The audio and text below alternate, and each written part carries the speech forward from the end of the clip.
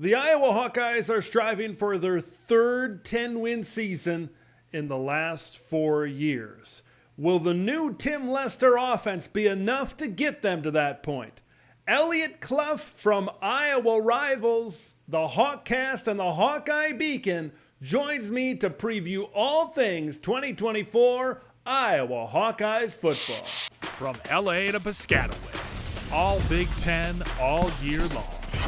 This is Big Ten 10.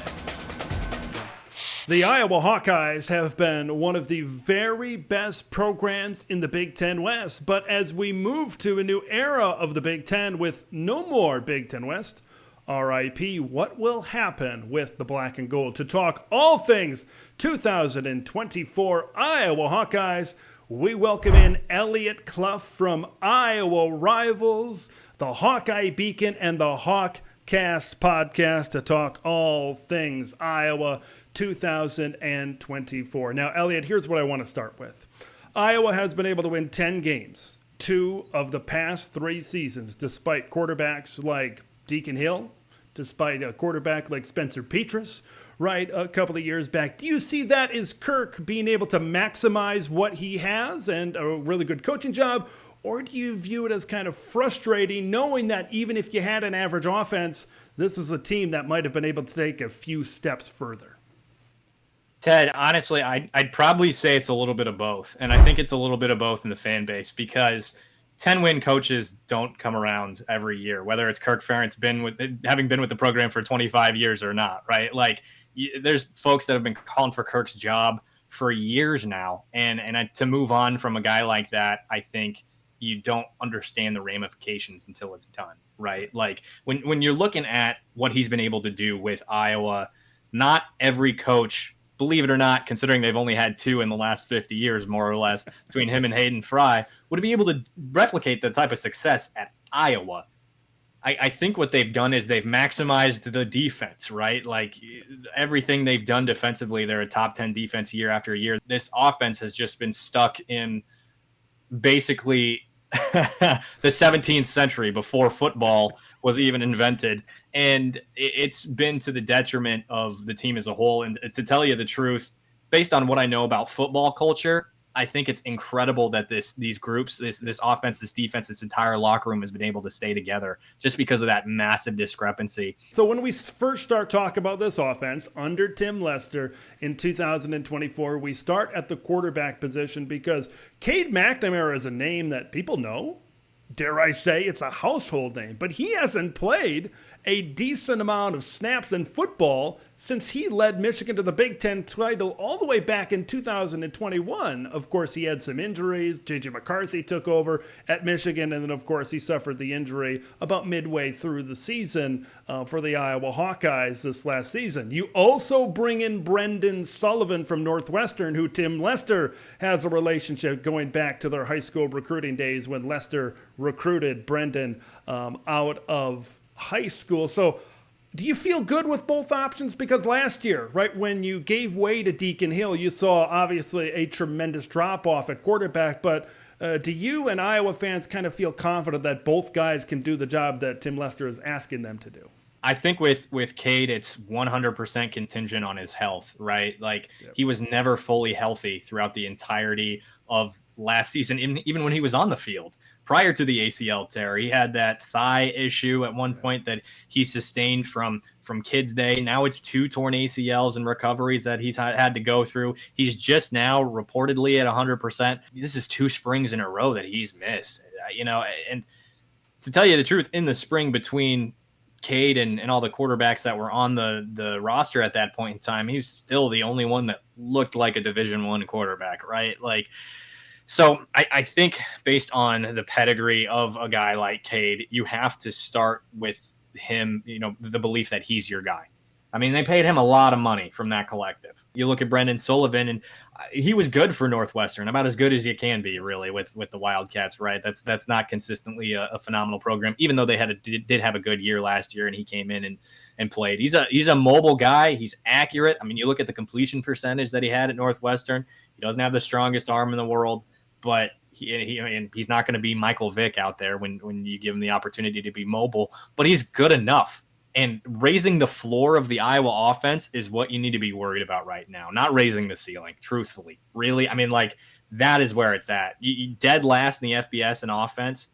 There's folks that around the Iowa football program have been saying there's nowhere to go but up for like years now. And now there's literally nowhere to go but up. He's not going to come in and light the world on fire, but it was a massive get for Iowa because the drop off isn't so momentous, right? It's not falling off a cliff when you go from Cade to Deacon Hill.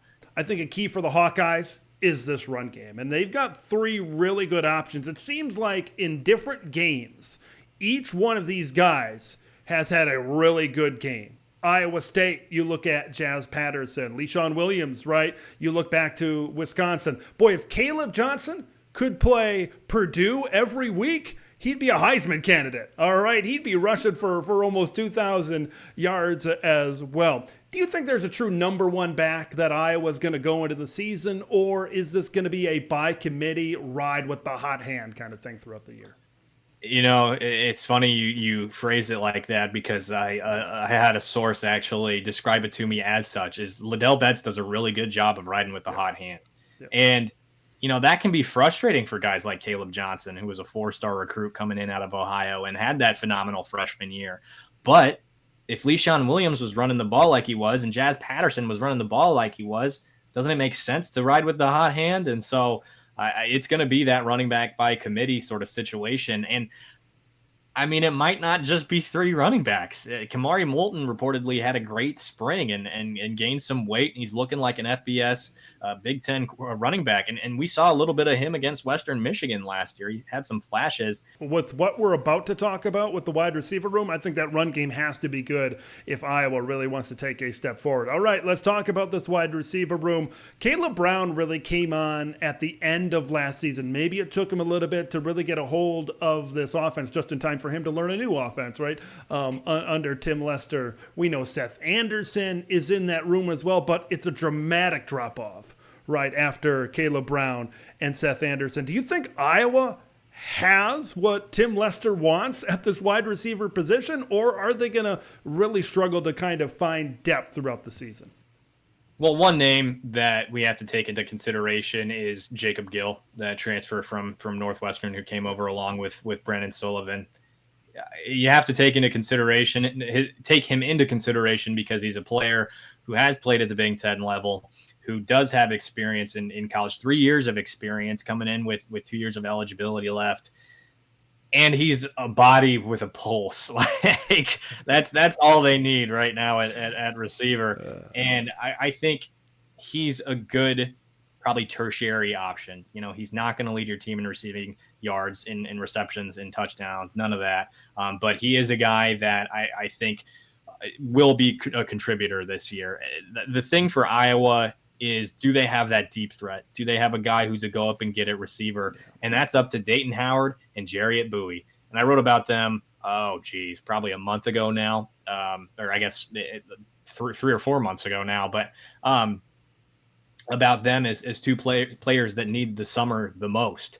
They're guys that need the weight room. They need the physical training. They need that extra gear going into this season because they're going to be relied upon. They're the 2 bigger receivers in that receiving core, and this is their second year. So now it's time to put up or shut up for these guys. Tim Lester's introductory press conference, he said, "Have no worry, I love tight ends." And it's death, taxes, and tight ends in Iowa City inside the walls of Kinnick Stadium right now. And they have, once again, one of the best tandems in America, possibly right now, with Luke Lachey coming back off of an injury. Addison Ostrenga really did a tremendous job really stepping up, and they have a lot more depth in that room as well. How do you anticipate the tight ends really being involved in this offense, in this new offense this year?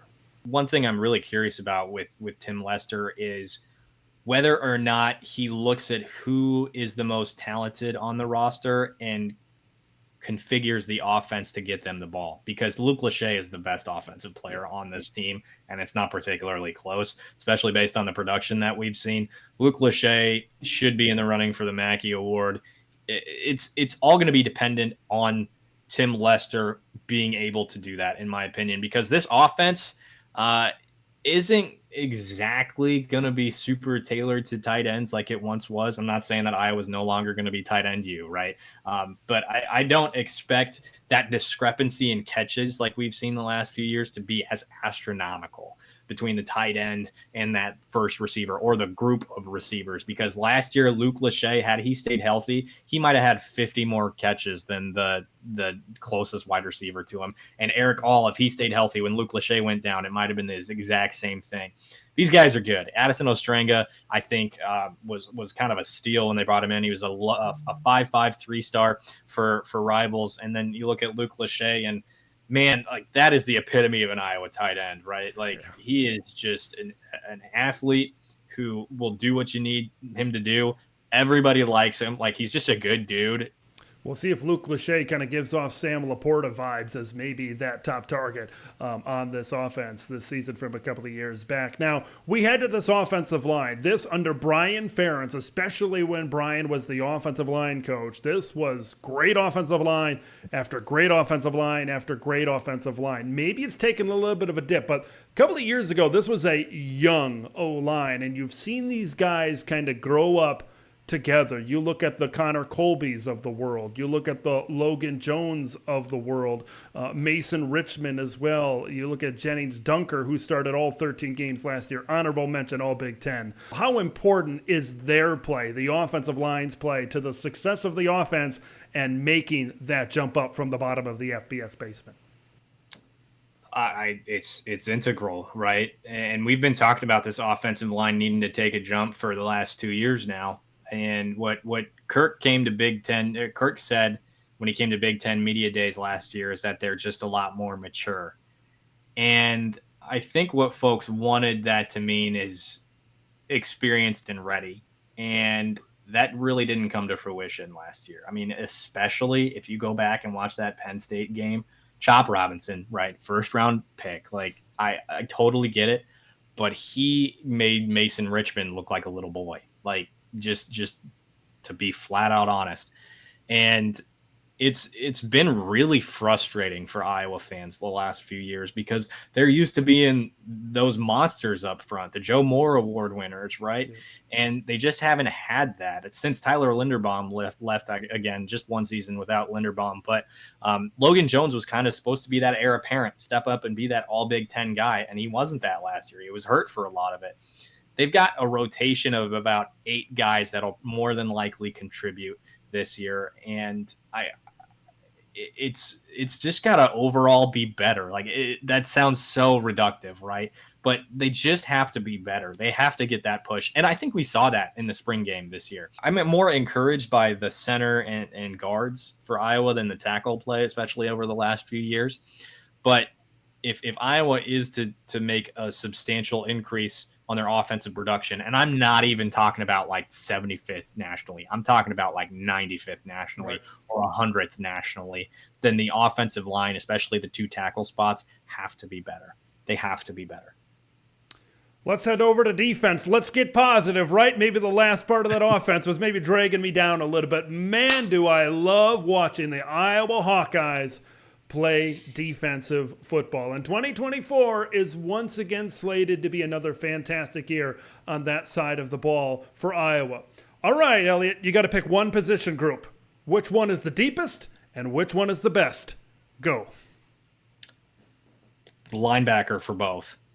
Okay. And I don't think, again, like the DBs, you look at Sebastian Castro, you look at Xavier Wampa, both potential first team, all Big Ten, maybe even all American at the end of the day with these guys. But Nick Jackson and Jay Higgins are the 2 best linebackers in all of college football. Oh. Nick Jackson is going to finish his college career as the all-time leader in tackles, and Jay Higgins is going to have back-to-back seasons, more than likely, of 170-plus tackles. Like, that's just production you can't argue with, right? It's for him to not be among the finalists of the Butkus Award last year was asinine. Like, I don't know how you even have that conversation without considering Jay Higgins. That was just bull. And I think he's the immediate clear favorite to win that award this year and maybe even be Defensive Player of the Year, probably in the Big Ten, maybe nationally. They basically run a 4-2-5, right? With that fifth DB being a linebacker quasi DB, i.e. Sebastian Castro. He plays that cash spot. Yep. But when Sebastian Castro is off the field, it's Kyler Fisher who plays that Leo linebacker spot. So they've got 3 guys who have been seasoned in college football in those linebacker positions. And then in the spring, you went with the 2s and Carson Shire and Jaden Harrell, and they were destroying the second string offense. These guys, I think Carson Shire had 2 picks. One was a pick 6. I mean, this is going to be special. And I mean, like you said, Jack Campbell. I mean, I'm sure folks said the same thing when Josie Jewell left and when Pat Angerer left. And I mean, that list goes on and on. I mean, Jay Higgins was just kind of an afterthought at that Leo spot before. And now he waited his turn, he filled in, and now he's among the elite and might be the most elite. I would not be surprised if we see 2 All-Americans between Nick Jackson and Jay Higgins this coming year. Let's head to the defensive line. You lose Joe Evans, who led the team in sacks. Logan Lee also up front on that group up front. And when I looked across this unit last year, I saw a lot of evenly balanced talent, right? Was there a guy that really stood out? We mentioned Joe Evans, right? He was really good, of course. But then I look to this year, and I see a lot of just really good players. Is there a standout player? That's the question that I want to ask you and pose to you right now on this defensive front. When you look at Y.A. Black, Ethan Hurkett, Aaron Graves, and Deontay Craig, is there a guy that stands out above the rest, or is this just a really good and balanced unit as a whole? You know, I think, man, it could change at any given moment based on what we've seen on the football field between these 4 guys. I think Deontay Craig is sorry. I think now that you mention it, it's probably more even, and it's a high level even, right? Like Aaron Graves is All-American ceiling. Y.A. Black, that Wisconsin game last year, was a monster in the middle. Deontay Craig, just a couple years ago, was among the leaders in sacks for Iowa, and he's another guy that's super talented. And Ethan Hurkett's a local kid that was raised up in Cedar Rapids, just up the road from Iowa City, and he is a Hawkeye, man. And like, he's not the first name you think of on this Iowa defense, but he's a guy that made a lot of really big plays last year. That pick against Nebraska, and he can get in that backfield too. And I mean, it's a rotation of guys. We're probably going to see Max Llewellyn make some plays this year. Brian Allen, Jeremiah Pittman. That 4th spot in the defensive tackle rotation is a bit of a question mark right now. But, I mean, Kelvin Bell has really constructed just such a deep and talented group. The recruitment of talent at that defensive line spot or defensive line spots has just gone up so astronomically since Kelvin Bell took over that coaching spot.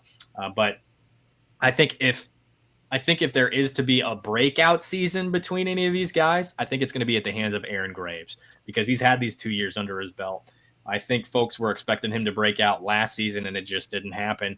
And now's the time. I mean, he is an athletic freak. Max Prep's National Athlete of the Year his senior year. Yeah. He played football. He wrestled. He played basketball. I think that's it. But I mean, he was playing basketball and wrestling at the same time. Like, wrestled in the state meet and then left and played in the high school playoff basketball game. Just absolutely insane. He got his AA degree before he graduated high school. Like, he's just like an elite human being in so many different ways. And I think it's time to become elite in the Big Ten. I could see a first team all Big Ten type of production year for him. Well, you look at these great units and we just go one through the other. We're going to finish things off on the defense with the secondary, and you once again, we talked about it with linebackers and a little bit on defensive line. You just rotate one all Big Ten player to another. You go from like Riley Moss to Cooper DeJean, and now you have Sebastian Castro. Is Sebastian Castro going to be that next great, early NFL round draft pick that's going to come out of Iowa City? Like, in terms of production, the value was brought by Sebastian, and he was awesome, and he's going to be a pick this coming year, and he's in the NFL draft, and he may just elevate himself into fan favorite status this year, because that dude is a thumper. like there are a variety. I mean, I don't want to get hit by anybody that has ever played defense for the University of Iowa, but Sebastian Castro might find himself towards the top of that list. And in that cash spot, you have to be an athlete, you have to be a playmaker, you have to be a guy who can do anything and everything, and that is Sebastian Castro. He was put into a position to have those type of numbers. The other thing with Iowa last year is they just didn't create as many turnovers as they normally do. Sebastian was able to take advantage of some opportunities. Of course, had that pick six against Iowa State that more or less sealed it by the end of it. He's a guy you can send on blitzes, and I mean, he's a guy you can bring back in the coverage. He's a sure tackler. He is one of those guys that loves to hit, and he's just fun to watch. And he's in that cash position that's fun to watch in itself, but putting Castro in it on top of that is something else that is just a different level of entertaining, because he is a playmaker on the defensive side of the football. That safety spot, we mentioned him before with Xavier Nwankpa and Quinn Schulte. I call Quinn Schulte old reliable back there, right? You know what you're going to get. He's been back there for a few years now. Do you think that this could be one of the best safety tandems in the Big Ten? Oh, yeah. Yeah, maybe the country. I mean, you've got the high end in Xavier Nwankpa, who is being coached by Phil Parker, and I would be shocked if he doesn't have more picks this year than he did last year. I'm only recalling the one against Utah State. He might have had another one in there, but really just allowed to roam the back end of that defense. And I think he's going to be allowed to make more plays this year because they won't be avoiding one side of the ball, right? Whereas they did with Cooper last year. And I think he's going to be afforded more opportunities to get some turnovers and make some plays. And with Quinn just makes the right play every time. It's not that high end guy what you talk about with Cooper, like with Xavier Nwankpa. It's just Quinn's going to make the right play. He's going to be on the back end of the defense. He's going to make sure that big play doesn't happen. He's going to make the calls. He's going to communicate. He's going to do his job, and he's going to do it well. He's not going to be an All-American, but he's going to be damn good, and damn good is great. It's kind of funny. Damn good is great at that free safety spot, but that's all he needs to be, right? He's that quintessential former high school quarterback walk on that earns that spot and eventually gets that scholarship offer or scholarship, and he's just flat out good, and that's what Iowa needs at that spot. With Nwankpa, I'm expecting more turnovers. I'm expecting big plays this year. I'm expecting to see some of that. Oh, that's why he was a 5-star. Those type of plays from Nwankpa this year. He's certainly a guy that I've got my eye on to really break out and have that type of maybe all Big Ten type of season. Corner spot, of course, we talked about Cooper DeJean, the turnover machine, right? He moves on from corner, and it looks like Jamari Harris and Deshaun Lee are maybe the contenders to replace him at corner. Of course, you can't completely fill the shoes. You can't replace a guy like Cooper DeJean, but how do you expect the corner spot kind of shaping out in Cooper's absence? Yeah, so Jamari was the incumbent starter there on the opposite side of Coop last year, and he's, I think, the clear number one, especially having been around for so long. Deshaun Lee is the expected number two, just because that's what he was last year. He filled in for Jamari at the beginning of the year. He filled in for Coop once Coop got hurt. But we've heard a lot about a competition between him, TJ Hall, and John Nestor. Previously, it was between Deshaun Lee and TJ Hall, and honestly, I thought it was a possibility that TJ Hall enters the portal this offseason. I'm surprised, kind of surprised he didn't, to tell you the truth. I mean, he had that game against Nebraska 2 years ago where he just got cooked, and he was a freshman, right? You can't fault him for that. But Deshaun Lee was a sure tackler. He was good in coverage. He was good, and I think folks compared him to Cooper, which was unfair because Cooper freaking DeJean, right? There's no argument to be made there. And I think some people are really excited. Some people around the program for sure are really excited about John Nestor. Now going to be a sophomore. He had some really big impact plays on special teams last year. He's kind of that quintessential guy, young guy that Phil Parker talks about in the spring, and then you start to see it. It's like, oh, that's what Phil was seeing, right? Him and this spring it was Zach Lutmer, who's now going to be a redshirt freshman at a Central Lion in Northwest Iowa. But Lutmer is probably going to play safety once Schulte's gone. But it's between those three, from what I can tell right now: Deshaun Lee, TJ Hall, and John Nestor. Nestor's a guy that I'm really excited about. He's a guy that loves football, loves to hit people, and typically those are the kids that see time as freshmen, and that Phil and Kirk Ferentz are excited about, and they see there's a reason they're on there as freshmen, is because you get that valuable experience, and then things start to build, and then, oh, you're one of the best corners in the Big Ten. And I think John Nestor might just be that coming up in the future in his career. Before we get to the schedule, Eliot, we've made it through 17 Big Ten previews, but we are not going to get to the schedule until we talk special teams and until we talk punting. Tory Taylor swinged multiple games over the last handful of seasons. Maybe he won multiple games the last handful of seasons for Iowa. Now that he's gone, do we got another Aussie coming in? Do we got another Tory Taylor possibly coming in to be the punter for the Hawkeyes? So it'll be Reese Dakin coming in from Australia, another Aussie. And,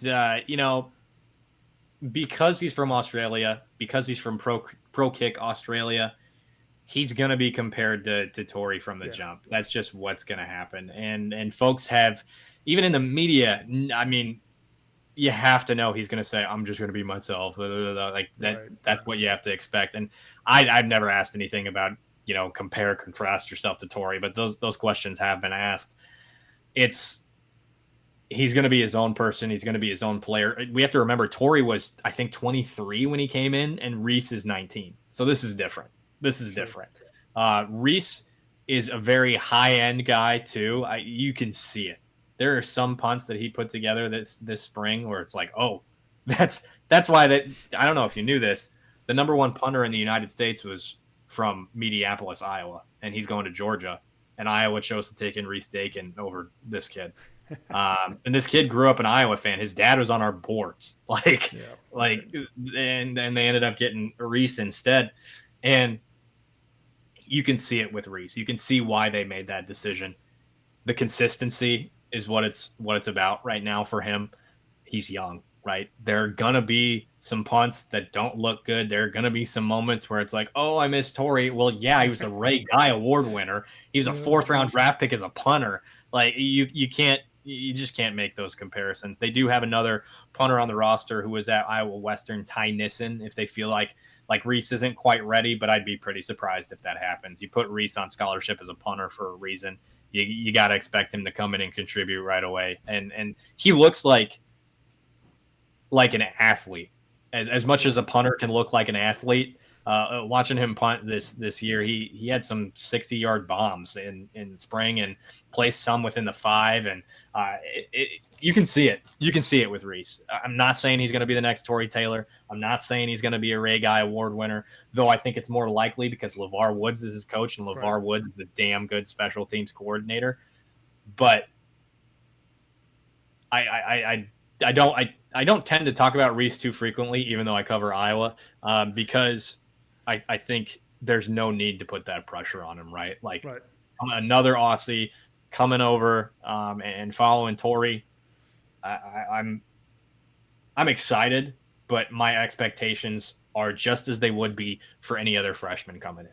I'm just so interested to see how Kirk Ferentz and company really approach punting and special teams, because that kind of veered into their strategy, right? Trying to pin teams deep. Now, if you don't have that presence, you got to think maybe the offense and different parts maybe are not relying on that a little bit more. Will just be interesting to see how it shapes out. Let's move on to the schedule. Okay, this is a Big Ten schedule. 4 out of the 6 possible Big Ten West opponents from years gone by are on this schedule for the Iowa Hawkeyes this season. 3 Big Ten East teams, which is pretty normal, right, compared to years past. And then you got 2 teams from the West Coast. Does this schedule favor another 10-win season for the Iowa Hawkeyes in your view? Oh, yeah. I went through and posted that on our board the other day. I ended up deleting it because too much other stuff going on. But I see this being another 10-win season. I think the Ohio State one's like an automatic loss. Like, right. I mean, they could go in there and upset them. Like, it's college football. Like, anything can happen. But it's also Ohio State, and I've heard, I think, was it Urban Meyer that said it's like the most talented Ohio State team ever? It's I'm sure Ryan Day was like, thanks, Urban, appreciate it. But with that in mind, I think there's always the possibility of one of those trap games, right? I mean, we saw it with Minnesota last year. And on top of that, the margin of error was so thin with that team last year and that offense. And, folks are hoping it's going to be different. Again, believe it when I see it, right? Like that's not going to change until I see something different. But I think it lines itself up. I mean, Ohio State's the only game on the schedule that I look at and think that, and think that it's an automatic loss. It's very possible that Iowa will be favored in 11 of 12 games this season, which we know could get them into the college football playoff expanded with 12 teams this year. Outside of that Ohio State game, you mentioned Minnesota, which this is the earliest the Floyd of Rosedale will be on the line that it's ever been played and ever been contested in late September. But outside of that Buckeye matchup, what would you say is the biggest challenge on the schedule for the Hawkeyes this year? That's a good question. I think some folks, and you might even throw me into that category. Some folks would say Iowa State because that game is so weird. It's almost like in a different universe than their best of their like Big Ten schedule. How things can pan out because whoever wins that game, it definitely doesn't determine how they do for the remainder of the season. I mean, Iowa State beat Iowa a couple years ago and then finished, I think, 4-8. That Nebraska game's weird. The Iowa State game is weird, and Wisconsin, maybe this is they needed that year of adjustment for Luke Fickell and Phil Longo, and now this is the year that they make that leap into being one of the better teams in the Big Ten. I don't necessarily see it. I thought that number 19 rating at the beginning of the year was ridiculous last year, and maybe it remains as such. Maybe the air raid not going to work in the Big Ten. So I would say it's between those three games as far as who could give Iowa the toughest matchup this coming year. All I'm going to say is Northwestern always gets us eventually, no matter who you are in the Big Ten Conference. Eliot Clough from Iowa rivals the Hawkcast and the Hawkeye Beacon. A great conversation for the 2024 Iowa Hawkeyes. Eliot, thanks again. Ted, appreciate it, man. Thanks for watching Big Ten Ted, where it's all Big Ten all year long. Make sure to like the video to spread the word of Big Ten Ted to the masses, and subscribe to the channel for updates on Big Ten content that drops every day.